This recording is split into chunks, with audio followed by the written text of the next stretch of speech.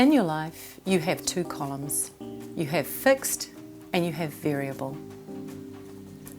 Now, what do I mean by these two? Variable are the things that go up and down in your life and that change all the time. Fixed are things like rent, power, telephone, insurance, all these things that are stable in your life that you know without fail you're going to have them. And there's going to be many more. So I'm not going to mention them all because at the end of the day, it's really prudent for you to go home and go, what are my fixed overheads? And what are my variable? My variable are my entertainment and going out for dinners. It's social events. It's all the things that you do in your life that are up and down. You sometimes don't spend. Maybe you have a haircut, maybe not. All those things here are called variables. But what we're talking about is how to never miss an AP. Now what you're going to do is you're going to get paid, let's say $800 that week of your money.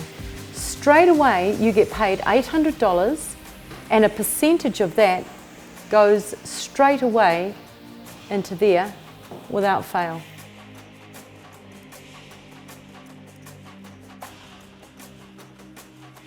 But the tip is your wages go into a bank account that might be ASB.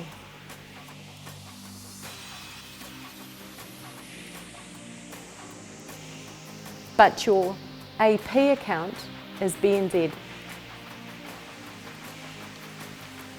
And what you do is you make sure whenever you're setting up an automatic payment to pay off your hire purchase or your furniture or your car or whatever you've got an idea of already that it's only your BNZ account that you use, never mixing the two. You stay quarantined to that. And so then what you've got is you've got your rent, which is whatever it is, it's $400 a week. Then your power is $120 and your telephone is $100. And then you've got your insurance, which is $80, and you start adding all this up and you start adding them up and adding them up. And believe you me, it'll add up all right. So then straight away of your wages, you make sure a percentage of that goes into that every single week without fail, so that you know that this account has a buffer of like $1,000 in it, that you know that if all these things come flying out, no matter what, you've still got $1,000 in there and you will never miss an AP. It never goes below $1,000 ever. You make sure that you discipline yourself so that that account gets a surplus in it, so that you're safe, you know, so that as soon as you have another thing on your list like an hire purchase, then you know exactly how much is coming out every single month. And it's really worthwhile doing the maths on that. It's so much fun to know how much you need to break even. You should know, and it's really, really important. If you say, well, how on earth am I going to get $1,000 into that BNZ bank account? Go without something for a month. It's actually really fun to make do. It's so much fun to say, you know what, this week, I'm not spending anything. I'm going to go to the supermarket. I'm going to spend $200 on food. I'm going to feed myself, make my lunches all week, have dinner, but the rest of it I'm actually going to go without. I'm going to keep my week simple.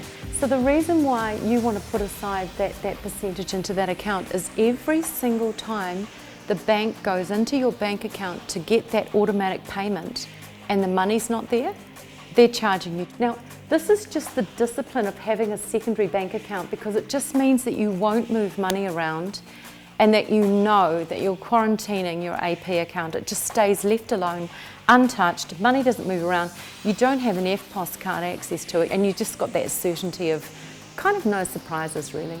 Now, say for example, let's go for something fixed, which is your insurance.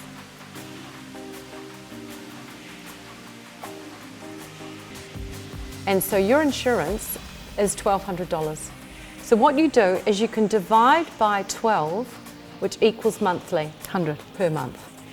And if you want to work it out weekly, what your weekly cost is, your insurance is $1,200 divided by 52 weeks a year. That's how you never miss an AP. And you just stay disciplined with it. You actually be strong as a person and say, I'm not going to spend the money. I'm going to keep a buffer so that I never have to worry about that again. The same thing goes for tax. Often we're robbing Peter to pay Paul. I just want to help you be able to help yourself with good habits. Give it a go.